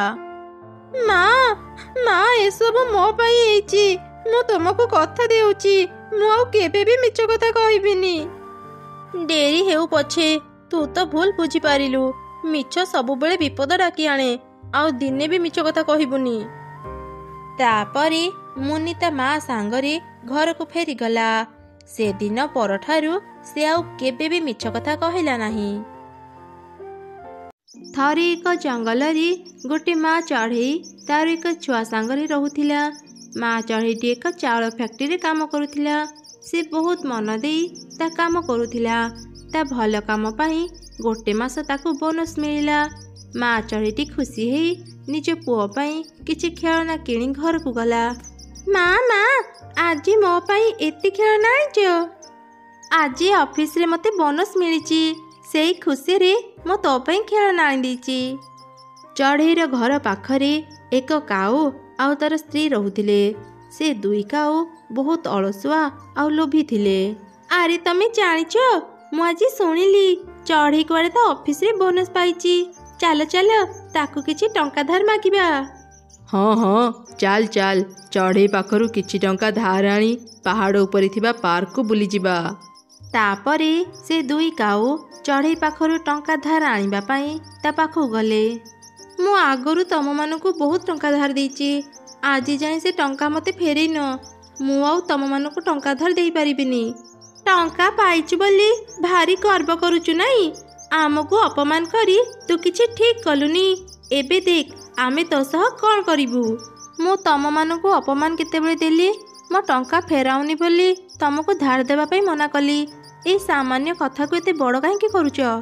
एइटा सामान्य कथा नुह, चढ़ई तू खाली देखे आगकु तो सह कौन हेबो। दुई काऊ से चढ़ई को रागी सेठारु चली गले। से चढ़ईर केते साहस बढ़ी गलानी, आम मुह उपरे केमिति जवाब देउथिला। से आमको धार तो देलानी, एबे आमे टंका केमिति पाइबा? चढ़ई पाखरु टंका आनिबा पाई मो पाखरे गोटे उपाय अछि। मु गोटे किडनैपर चढ़ई को जानिची। आमे ताकू कहिबा से चढ़ई छुआ को किडनैप करी ता माँ को टंका मागिबो। टंका नेला परे से चढ़ई छुआ को छाड़ी देबो। एबे जानिबो से चढ़ई आमको टंका न देई से केते बड़ भूल करिची। एमिति कथा हेई से माने किडनैपर चढ़ई पाखु गले। आम घर पाखरे जो चढ़ई रहूची ता पाखरे बहुत टंका अछि। किडनैपर बाबू आमे चढ़ई छुआ को किडनैप करी ता माँ पाखरु बहुत टंका आनी परिबा। चढ़ई पाखरे टंका अछि कि नाही आगे भलरे बुझिछ त? मु तो सुनिथिली से बहुत गरीब, गोटे फैक्ट्री छोट मोट काम करुची। हाँ हाँ आमे भलरे बुझिक आसीचु। से चढ़ई आज बोनस पाइची। पूरा 2 लाख टंका अच्छी ता पाखरे। एते टंका कथा शुणी से किडनापर चढ़ई मनरे लोभ आसिला। चढ़ई छुआ को किडनाप कले मते कौन लाभ मिल आग कही सार। तुम्हें चढ़ई छुआ को किडनाप करी ता माँ को 1 लाख टंका माग। चढ़ई छुआ को छाड़िला परी ताठू जो टंका पाइबा ताको अधा अधा करी भाग करी नेबा। अच्छा ठीक अच्छी मु तम कथारी राजी। से चढ़ई छुआर ना कौन कुह। से चढ़ई छुआर ना हैला गुड्डू। एमिति सेमाने चढ़ई छुआ को किडनाप करने पाई योजना बनइले। परदिन से किडनापर चढ़ई निज रूप बदली जंगल भितर को गला। आउ गोटे गछ पछपटे लुचिकी बसिला। माँ मो नदी पाखक जाऊची पानी पीबी आउ खेली सारी घर को फेरबी। ठीक अच्छी धन भलरे जीवु। अजणा अचिन्हा पक्षीर कथा उपरे विश्वास करिबुनी। जहा देले भी तू तांको पाखरु किछि खाइबुनी। एक कथा तोर मने अछि तो। हाँ हाँ माँ तुम्हें चिंता करनी। तमें शिखैथिबा सब कथा मोर मने अछि। एमिति कही चढ़ई छुआ नदी पाखक गला। दूररू से किडनापर चढ़ई ताकू देखी ता पाखक आसिला। चढ़ई छुआ मु दूर पहाड़ रे रुहे। मु आज प्रथम थर पाई ए जंगल को आसीची। हाँ कहतो मु आपन को कौन साहाय्य करि परिबी। मो पाखरे बहुत चॉकलेट अछि। तू जदि चॉकलेट खाइबू मो सांगरे आसे। ये निश्चय गोटे खराब चढ़ई हेइथिबो। सेथिपई चॉकलेट देबा बहाना रे मते ता सांगरे जिबाको कहूची। हाँ हाँ मु तम सांगरे जीबी। मु आग पानी पी सारे तापरे जीबी। अच्छा छुआ कहलु तो ना कौन। मो ना चिक्कू। कौन कहलु तो ना चिक्कू। ना ना मु तो चॉकलेट देबिनी। मु मोर सबु चॉकलेट गुड्डू को देबी। तू जा। एमिति सुनी चढ़ई छुआ शीघ्र ता घर को चलीगला। आउ ता माँ को से सबु कथा कहला। भल करिचु पुओ ता सांगरे तू न जाई घर को फेरी आसिलु। से भली चढ़ई बहुत खराब हेइथांती। किछि समय परे काऊ छुआ नदी को पानी पीवा पई गला। जोठी से किडनापर चढ़ई आगरु बसिथिला। मो पाखरे बहुत चॉकलेट अछि। मो से सब गुड्डू को देबी। अरे छुआ कहलु तो ना कौन। मो जदि मो ना गुड्डू कही मिछ कही देबी बहुत चॉकलेट पाइबी। अंकल मो ना गुड्डू। तू कौन चढ़ईर पुओ गुड्डू। हाँ हाँ मो चढ़ईर पुओ गुड्डू। मो रंग टिके कला हेले मो चढ़ईर पुओ। तेबे ठीक अछि आस मो सांगरे। तापरे काऊ छुआ से किडनापर चढ़ई सांगरे चलीगला। से दुष्ट चढ़ई काऊ छुआ को एक गछरे बांधिदेला। हा हा हा एबे तो माँ तते मो पाखर छड़ेबा पई पूरा 1 लाख टंका देबो। मते चॉकलेट देबा नारे मिछ कथा कही एठा को नेई आसिलो। तुम्हें बहुत खराब मते छाड़ी दियो। हाँ हाँ तते छाड़ी देबी। तो माँ को टंका दे सारू तापर तते छाड़ी देबी। तापरे से किडनापर चढ़ई काऊ मान को फोन कला। मो चढ़ईर छुआ को किडनाप करी नेइची। एबे ता माँ रो फोन नंबर दियो। मु जानिथिली तुमे काम करि परिबो। चढ़ई को शीघ्र फोन करी ताको टंका माग। मु एबे ता नंबर दउची। तापरे काऊ मान को पाखरु चढ़ईर नंबर नेई किडनापर चढ़ई ताको फोन कला। सुन चढ़ई मु गोटे किडनापर तो पुओ को मो पाखरे रखिची। जदि निज पुओ को फेरी पाइबा को चाहूचु संध्यारे 1 लाख टंका धरी पहाड़ ऊपर थिबा बरगछ पाखको आसे। चढ़ईर छुआ ता पाखरे ही थिला। से फोन रे एमिति सुनी आश्चर्य हो गला आउ फोन रखिदेला। कौन हैला माँ किए फोन करथिला। अरे धन मते लागुची किछि गड़बड़ हेइची। सकाळे तू कहूथिलु गोटे अजणा चढ़ई चॉकलेट देबा नारे तते ता सांगरे जीवा पई कहूथिला। एबे जणे फोन करी मते कहिला से तते किडनैप करी ता पाखरे रखिची आउ मते 1 लाख टंका मागुची। माँ मु तो तम पाखरे अछि। भल हैला माँ मु से दुष्ट चढ़ईर कथा को विश्वास करी ता सांगरे गली नहीं। से ही मते किडनैप करिबा पई हम जंगल को आसीथिला। जदि तू ता सांगरे जाइनु ताहले से चढ़ई काहाको किडनैप करी मते फोन करूची। मो शीघ्र पुलिस को फोन करे। एमिति चिंता करी चढ़ई पुलिस को फोन करी तांको सब कथा कहीदेला। संध्या होला पर भी काऊ छुआ जेतेबेले घर को न फेरिला ता बापा माँ चिंतार पड़गले। अरे संध्या हो गलानी आम पुओ इजे घर को आसीनी, तमें थोड़ी बाहर देखी आसना से कुआडे गला। मु सबुआड़े खोजी सारिली, कोठी भी आम पुओ नाही। से किडनापर चढ़ई आम पुओ को ता सांगरे नहीं जाइनी तो तू टिके ताको फोन कर। किडनापर बाबू तुम्हें जो छुआ को तुम पाखरे रखिच ता ना गुड्डू तो? हाँ हाँ ता ना गुड्डू, से मते नीचे ता ना कहिची। मो चॉकलेट लभरे मिछ कहिथिली अंकल, मो ना गुड्डू नुह मो ना चिक्कू। ए कौन कहूच तू? अरे काऊ ए छुआ आग ता ना गुड्डू कहिला, एबे कहूची ता ना चिक्कू। कौन कहूच? अच्छा से छुआर रंग कला ना? हाँ हाँ ए छुआर रंग कला। हे भगवान, से आम पुओ चिक्कू, तुम्हें आम पुओ को ही किडनैप कर नहीं गल? ए चढ़ईटा बोका बोली शुणिथिली, आज ता सत जाणीगली। सेपटे चढ़ई भी पुलिस को धरी पहाड़ ऊपर थिबा बरगछ पाखरे पहुंची गला। दुष्ट चढ़ई, छुआ को किडनैप करी टंका मागुचु नहीं, एबे चाल जेल को। एथिरे मोर दोष नहीं, मते चढ़ई छुआ को किडनैप करबा पई काऊ आ उतर स्त्री कहिथिले तांको जेल को नियंतु, मते छाड़ी दियंतु। अरे चिक्कू तू एठी केमिति? आंटी चॉकलेट लोभरे मो ए दुष्ट चढ़ई को मना गुड्डू बोली मिछ कहिथिले, सेति से मते ता सांगरे नहीं आसिला। अच्छा मुझे सब बुझी पारिली, टंका धार नदेली बोली से दुई काऊ मो पुओ को किडनैप करिया पे चिंता करिथिले। तापरे समस्ते दुई काऊंक पाखु गले। पुलिस बाबू ए दुई जण मते चढ़ई छुआ को किडनैप करिया पे कहिथिले, ए दुई जण को भी जेल नियंतु। बोका चढ़ई आम पुओ को किडनैप करी आम नारे मिछ कहूचु? सत कौन आमे जानी सारिलुणी, आउ नाटक न करी आम सांगरे जेल को चल। एमिति से दुष्ट माने जेल रहिले आउ निज भूलर शास्ति पाइले। जंगलर स्कूल पाखरी एक बड़ गछ थिला, सेई गछरी एक बुढ़ी पिसाची रहुथिला। जो छुआ मानकर स्कूल रु घर को फेरिबारे डेरी होउथिला, पिसाची सेमानकु अटकई एक प्रश्न पचारुथिला। सेमानी प्रश्नर उत्तर न देई पारिले पिसाची सेमानकु निज गछ कोड़री थिबा एक घरे सारा जीवन बंदी करी रखुथिला। एमिति दिने एई तो आगरे मो शिकार आसुची, एबे मो ताको भी प्रश्न पचारे।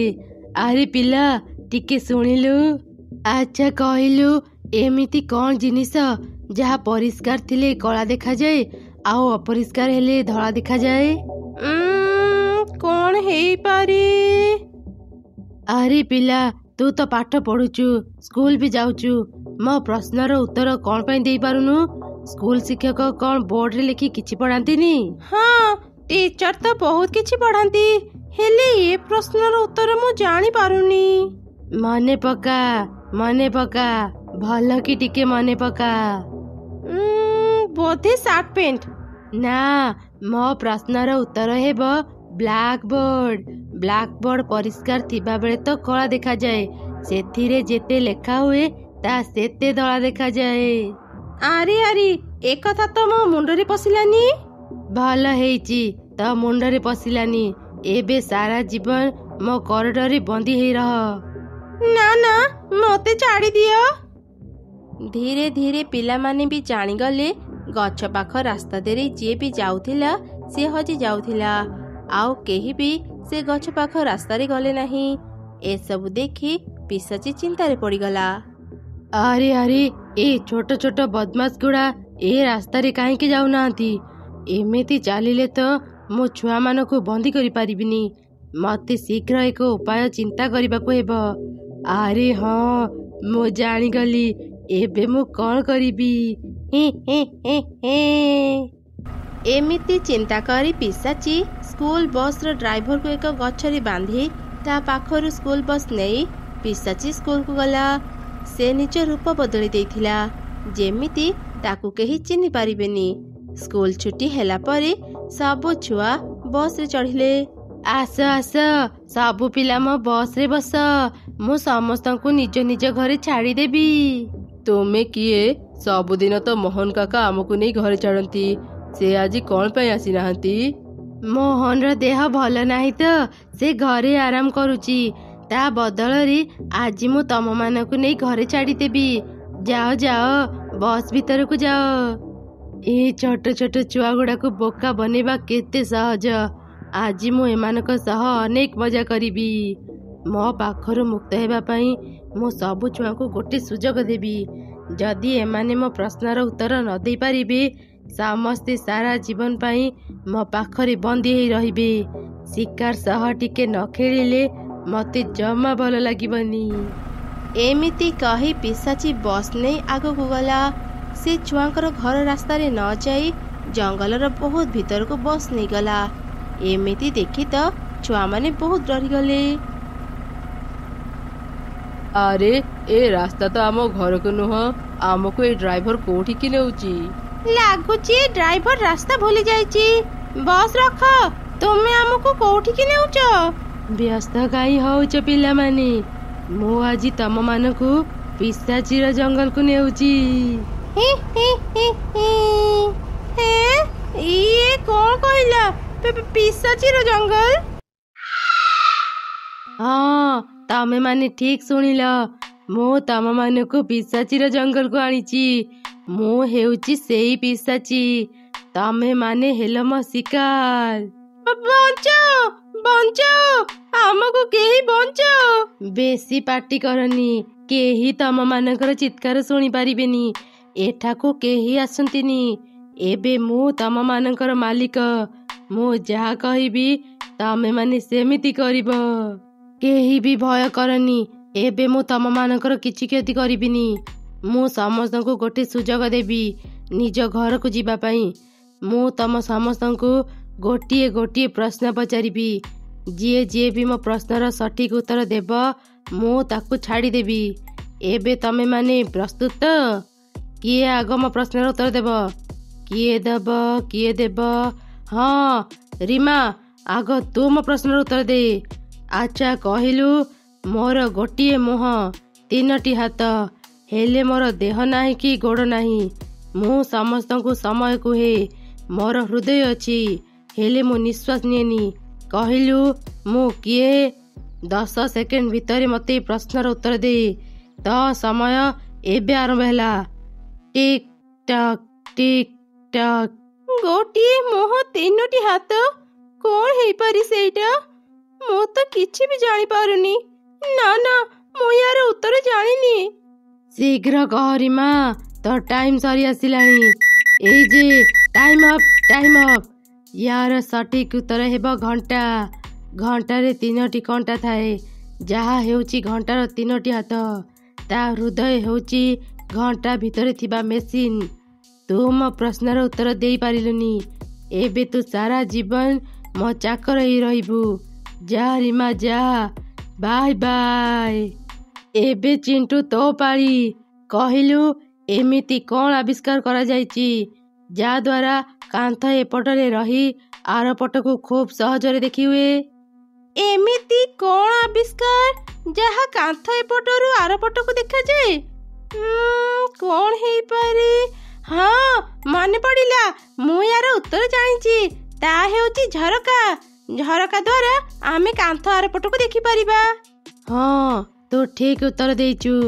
एबे तू घर को जाई पारिबू। जा मो बस रो एबे ओलै जा। हेले हाँ, एठी जहा भी हेइची तू काहाकू किछि भी कहिबुनी, नहले मु तते तो घरु उठेई आनिबी। हाँ हाँ मु काहाकू किछि भी कहिबिनी, मते जीवाकू दियो।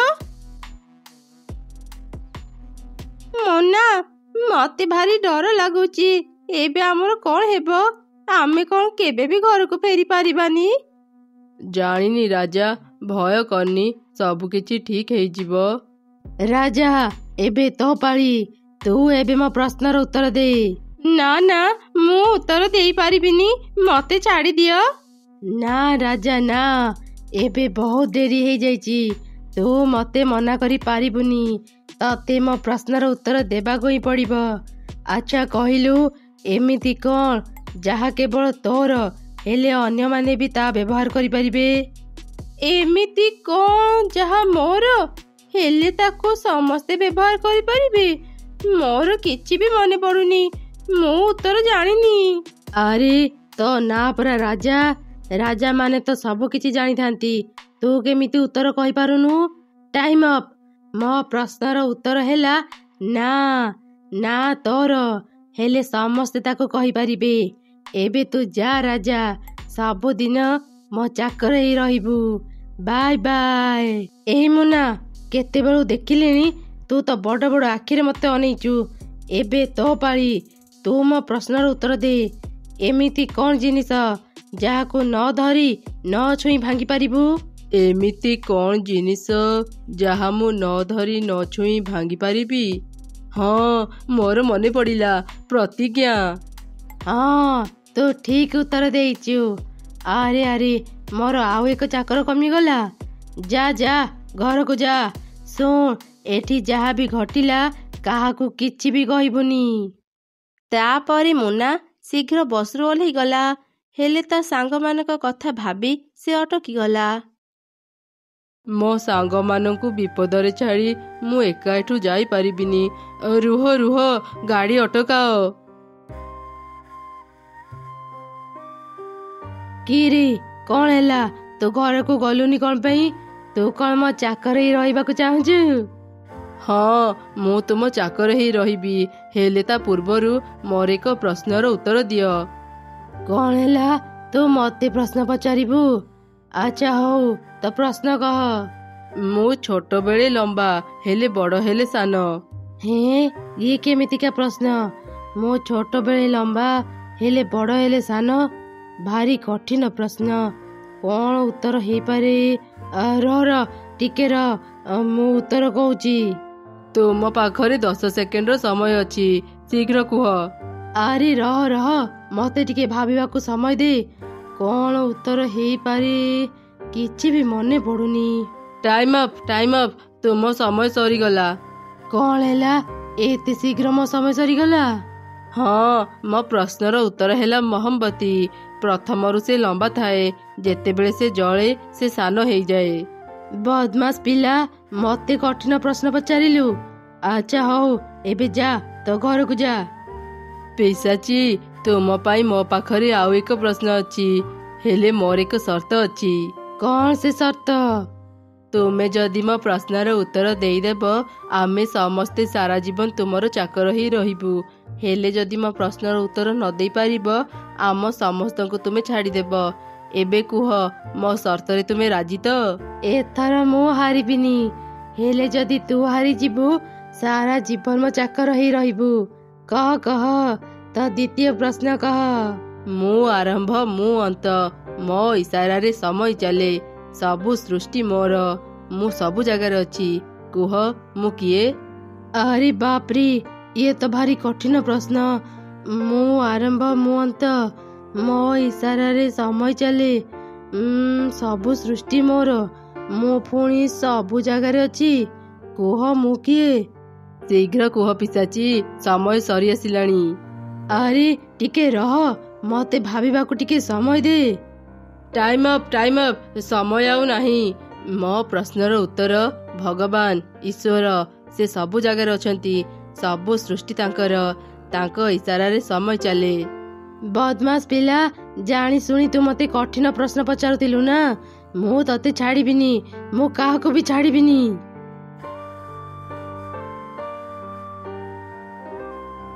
ଆରେ ପିଶାଚି, ତୁ ଏଠୁ ଯାଇପାରିବୁନି, ବସ୍ ରଖିଦେ, ନହେଲେ ଓମ୍ ଭୂର୍ଭୁବସ୍ୱଃ ତସ୍ୟ ବିତୁର୍ବରେଣ୍ୟଂ ଭର୍ଗୋ ଦେବସ୍ୟ ଧୀମହି ଧିୟୋ यो नः ପ୍ରଚୋଦୟାତ୍।